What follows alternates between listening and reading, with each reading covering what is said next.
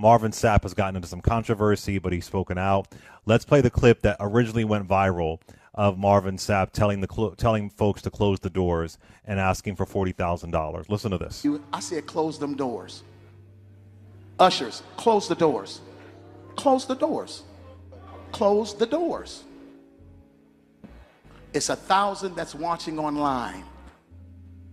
This is a small seed. If I get 1,000 online to give this, if I get 1,000 in the sanctuary to give this, that's $40,000 tonight.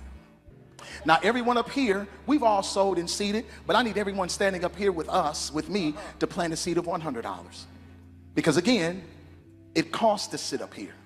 And this is what I need you to do. If you're giving electronically, or even if you're giving tangibly, I'm gonna have y'all come to the altar and give it, because I need to see 1,000 people moving. Bring them baskets. I want the baskets up here. I want to see the folk. Y'all start moving. Y'all can bring it right now. Come. 1,000 people need to give $20. 1,000 people need to give $20. 1,000 people online need to give $20. This is easy, saints. He said, let's make it rain, saints. Let's make it rain. Where them dollars at? Okay. So I want to give a little bit of context, though. A little bit of context. This happened back in August. And this wasn't at his church. It was at a national conference. Okay. So he wasn't raising the money for his church specifically. It was for this national conference. Just want to give a little bit of context. That's good context. To be fair. Yes. All right. Now, he sat down on the Ricky Smiley Morning Show, Marvin Sapp, and talked a bit more. Now, it was I'm not going to play the entire clip. Obviously, he's saying that he understands some of the backlash that he's getting. He didn't say lock the doors. He said close the doors. And sadly, he's been getting too much backlash. And, people have been calling his church and all that. That kind of stuff is ridiculous. So I want to know what y'all think about this. 866-801-8255, 866-801-8255. But Reese, I think this is a larger conversation outside of Marvin Sapp. Okay. There has been a history of preachers, of faith leaders, not saying him, but of big-time faith leaders taking advantage of people. So there is a conversation about these big-time pastors asking for money. And I know that's a part of church culture. I've been to church 1,000 times, and donations, and you pass the plate around. But at some point, again, not saying Marvin Sapp, for some people, it becomes frustrating. And it feels like exploitation. Because oftentimes the people who are part of your congregation, they're just working class. They're trying to get by. They're tithing. And we've seen a lot of people tapping out of the church. So I think it's fair that he's frustrated and taking that one little clip. But there is some talk to be had about these big time pastors making so much money and profiting, and a pressure for you to donate, a pressure for you to raise this much money. And let's be honest. A lot of us have been to these churches. We hear this, and it's for the roof fund. You know what I mean? Like, you sometimes wonder, where does this money go? And I don't know if this conference raised them. I don't know how it's going to be distributed. But the backlash wasn't about Marvin Sapp. It was about church culture in general, and how there are some people who feel like the church has lost touch with people in their communities. And we've had some great faith leaders on this show who do amazing work, and they're not famous, and they're not big gospel superstars. They don't get I've had pastors on this show say, hey, we're doing work every single day, and we are not, we are not as big as others, and we're trying to do this work. So maybe there is a conversation that needs to be had around donations. What does that look like? I mean, I was at one church one time, and they had like it was a telethon. They had the numbers. Okay, we're at 10,000, 15,000, 20,000, like just digitally, just boom, boom, boom, boom, boom. For some people, that's going to make you want to ask questions. So I think Marvin Sapp got the heat when a larger context of what church feels like for some people. I mean, Yeah. I know so many church hurt, because a lot of us have church hurt. Yeah. I know so many church hurt stories of like, yo, I gave all this money to so and so, then when I needed something, they weren't there. That obviously isn't a good church. And I'm not saying Marvin Sapp could have an amazing church, and I'm it's sad to hear that he's obviously a single dad, and he's widowed and everything. And just because you're a big time pastor, don't mean you can't do good things. Not saying that at Yeah. all. Mm-hmm. But there is an anger that people have, especially although this happened in August, in this economy. Folks are losing their job. It was a perfect storm, sadly, for him to get that kind of backlash. But there's some serious church hurt around money, tithing, and prosperity gospel. Real talk. Mm-hmm. What do you think, Reese? Yeah, I mean, it's a very layered conversation. I think a lot is being put on a clip that is, like Yeah. you said, it's Yep. taken out of the context of the time that it was in. It was in August. It was taken out of the context of it being a conference. It was taken out of the context of what would have probably, I'm sure, been a whole day of programming. And so there's a part of me that is always going to feel it's at least a little bit unfair for a conversation to be had on a clip. And I think there's a part of me that's always going to think it's a little unfair for people to react as though they were in the same shoes as people who had a very much different experience. Now, I do honor people and I hold space for people who find that kind of language triggering. The idea of closing the door. If you interpret closing the door as something that is aggressive, something that makes you feel trapped, I can hold space for that position and how that might invoke that feeling for you. And I'm not going to say that anybody is wrong for having that response. I don't know if people necessarily would have had that response in that moment, because that moment is part of a larger context of an entire day. But even if that were the case in that moment, people felt uncomfortable, that's justifiable as well. So I can hold space for the fact that the language was maybe aggressive, particularly around closing the door. Maybe if that part wasn't in there, it would be a different story. But I also grew up in the Black church, so for me, it don't really register as anything out of the ordinary to me. So I get that there's church hurt. I can't diminish that. I can't dismiss that. I get that people felt uncomfortable and didn't like what he said. But as far as the money piece of it, I think that we always assume the worst whenever we talk about money. And that's not a church thing. That's a Black thing. Anytime a Black organization is trying to hit anybody up for some money, people want audits, invoices, receipts, all kind of shit. You know what I'm saying? There is, I think, a lot more distrust when it comes to Black institutions, Black people hitting up for money, that people don't necessarily have. I'm not saying Black people, but I'm saying people generally don't have that same skepticism towards other, institutions when they're not Black led. What did Christ say? Watch out. Be on, what is it? Watch out. Be on your guard against all kinds of greed. I always say religion is a business. Yeah. The Vatican has more money than Pepsi, right? And how do we have all these millionaire people if there's folks in their congregation who are hungry? I mean, the prophet of Christ, the prophet of Jesus, the prophet of all these things. Then when we get into, let's not even forget white evangelicalism, even beyond the Black church. As though I think Marvin Sapp is probably getting a bad rap because, like, so frequently, who was the pastor in Brooklyn?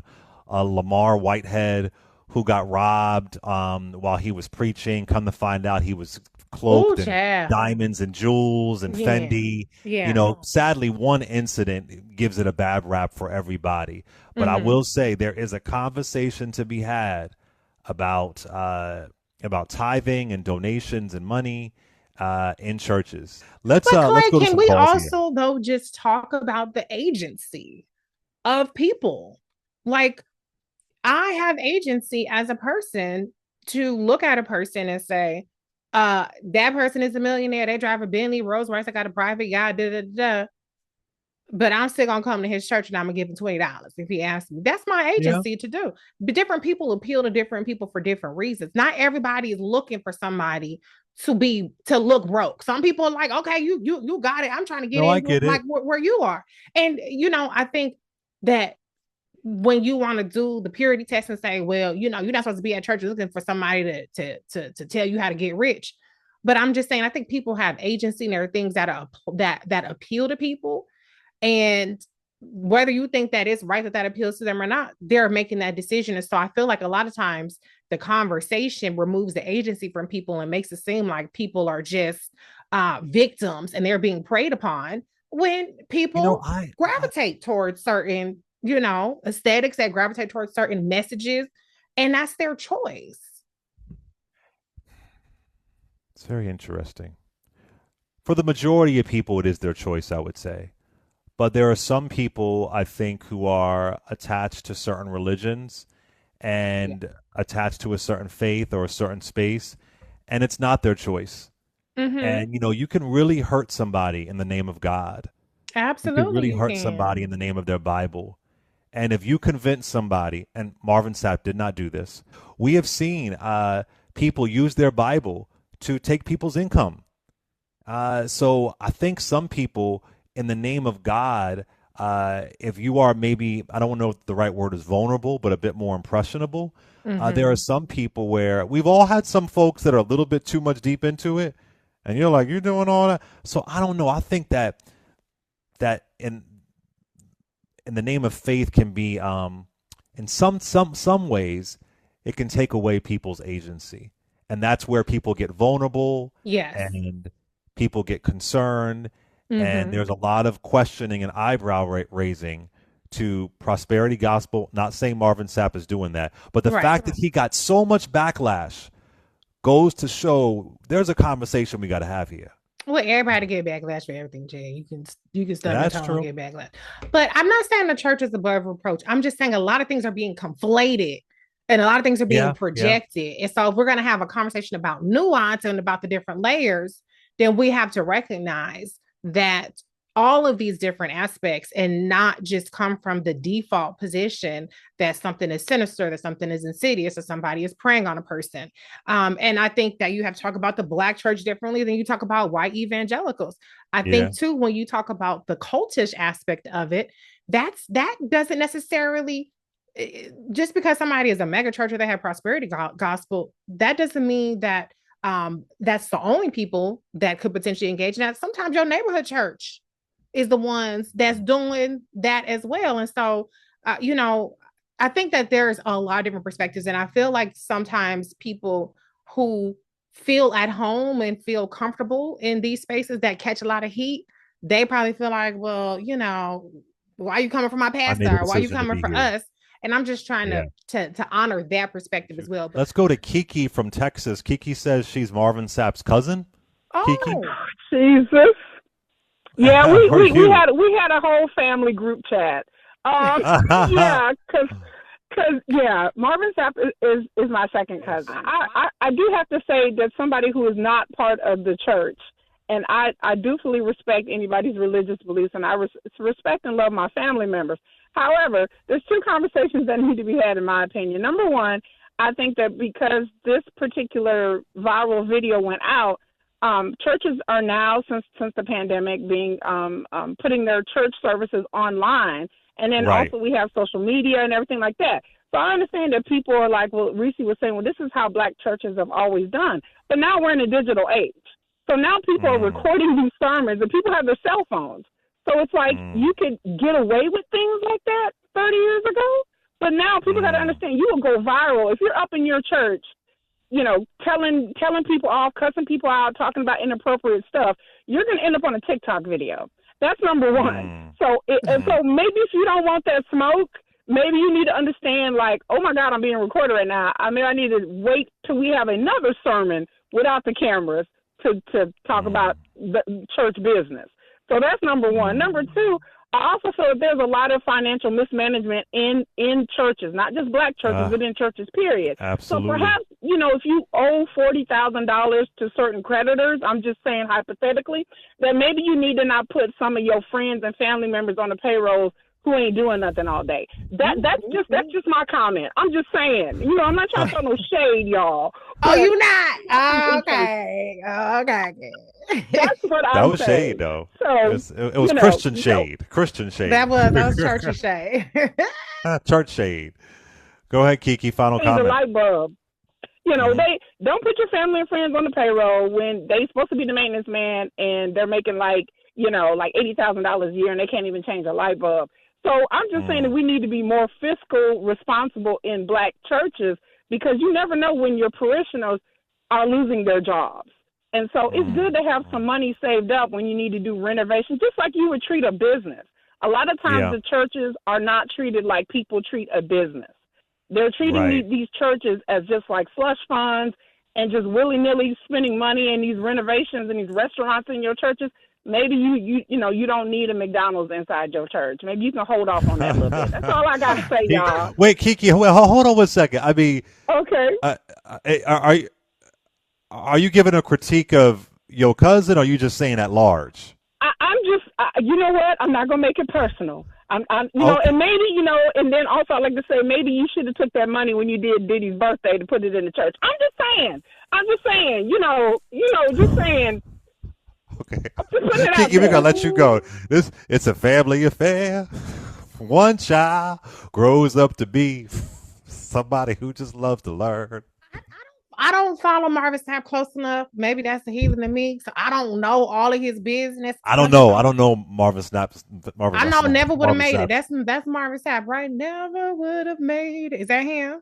I don't know. We have to get Teddy on. I don't know my gospel. Child, I listen to gospel. We both heathens. I listened to gospel before 1990. I'm still listening to I love James my Clark Cleveland. sister. I love my Clark sister. Right. Beautiful. But I will say, I hate to not all stuff, but I will say it seems like as a society we like to bless mess, because why is this why is this going viral 8 months after the fact, or whatever, however long? It was in August. That's odd. August. Who set that up?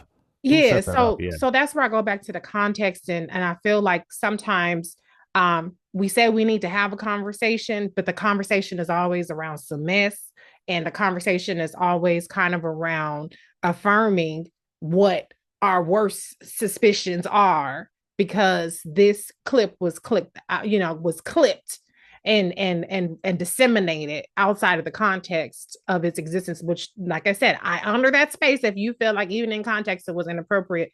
But sometimes I just wish that if we really care about having conversations, that we have them continually. And to your credit, Clay, you absolutely do, because you have a segment called Church Talk, and you do bring faith leaders on here. You're not just about the mess. So I would challenge, if we're going to have these conversations, to have them outside of just bless and mess and the messy conversations, and have them when we're talking about the work that Dr. Frederick Haynes III does around Pastor Michael McBride, around Bishop Leah Daughtry, and so many others that do great work. But when they're out there, boots on the ground, doing their work, I'm not talking about the church fans, I'm talking about boots on the ground, that stuff doesn't go viral in the same way. What goes viral, though, is the flashiness.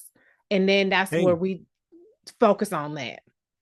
Church Talk was a great segment. It was a great, Dr. Obi Hendricks came on, and it didn't get a lot of traction. Mm-hmm. And I was honoring a whole hour, amazing faith leaders. Yeah. Some well-known, some not as well-known. Mm-hmm. But hey, but that's where we are, whether it's our politics, whether it's our religion, whether it is, our anything, music, our art. Yes. It's blessed the man.